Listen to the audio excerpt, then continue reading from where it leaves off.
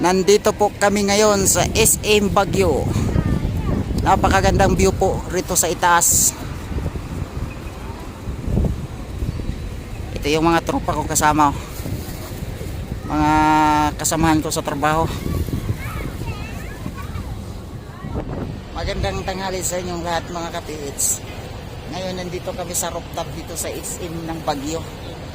At ipapasilip ko sa inyo yung buong paligid. Yan yung SM Baguio. Napakagandang view. Kaso lang araw kami pumunta rito. Maganda sana kung gabi para makikita yung mga ilaw. Yan, tara bay, iniwan na tayo.